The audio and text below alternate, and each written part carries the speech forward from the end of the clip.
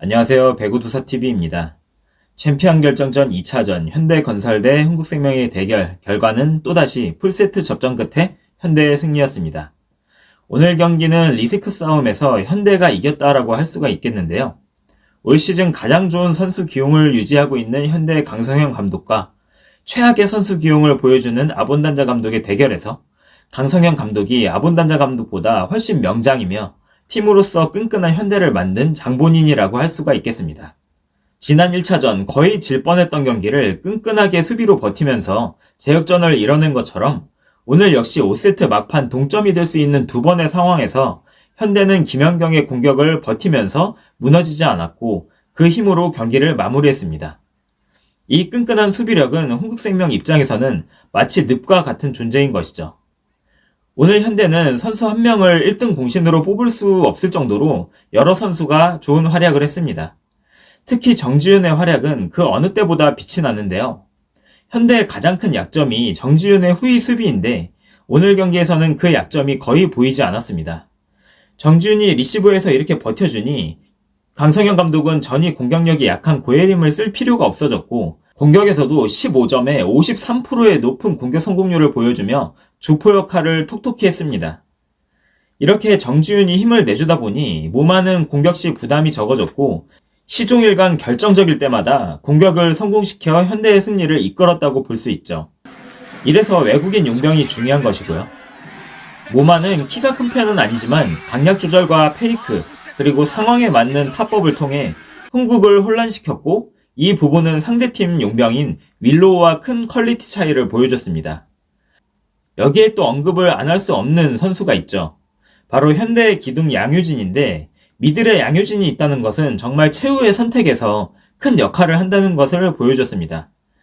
오늘 양효진은 총 19점을 기록했는데 6개가 이제 블로킹 득점이었고 12점의 공격이 대부분 세팅된 공이 아니라 공중에 띄워놓고 양효진의 개인 능력으로 처리된 볼이었습니다.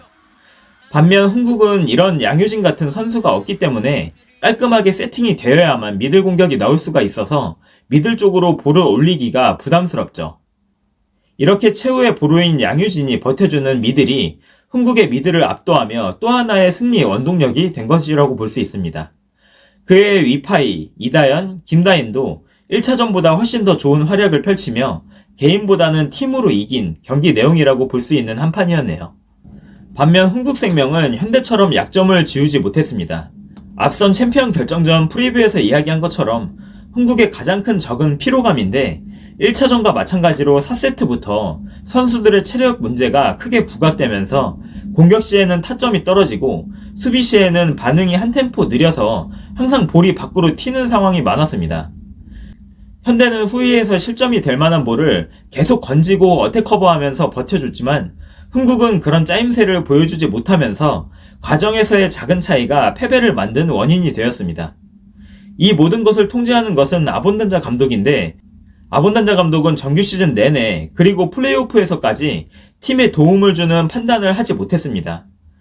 정규리그 페퍼전은 말할 것도 없고 오늘 경기에서도 10점 차가 나는데도 불구하고 주전 선수들의 체력 안배를 하지 않았죠. 그리고 김혜란이 뛸 수 있었다면 1차전에서부터 수없이 범실을 하고 실수를 반복하는 도수빈을 끝까지 지켜볼 필요가 없었는데 매 순간 잘못된 판단을 하다 보니 팀이 위기에서 벗어나기가 어렵습니다.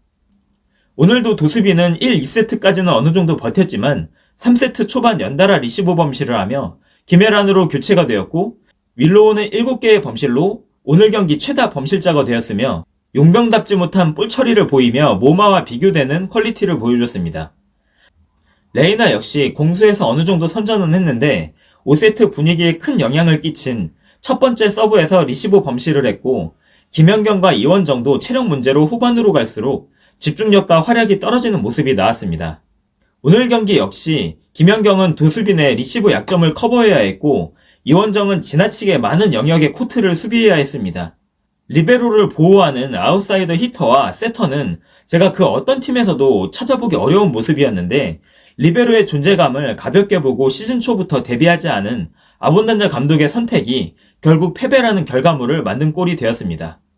그나마 희망적인 부분을 꼽으라면 김혜란이 들어오며 끈끈함이 생겼던 3세트의 모습이라고 할 수 있는데 이 판단도 너무 늦었고 이미 2패를 당한 상황에서 체력도 한계치라서 반격도 쉽지 않을 것으로 보입니다. 이런 상황을 만든 아본단자 감독에게 한마디 하고 싶습니다. 인터뷰를 할 때마다 선수들의 정신력이 부족하다고 이야기를 반복하는데 지금 선수들은 2주 내내 2일 동안 쉬지 않고 경기를 계속 치르며 체력이 바닥나 있습니다. 선수들의 정신력을 탓할 게 아니라 당신의 어리석은 선택으로 인해 한계의 상황에서 경기를 치르는 선수들에게 미안한 마음이 먼저 들어야 정상적인 지도자, 아니 정상적인 사람의 모습이지 않을까요?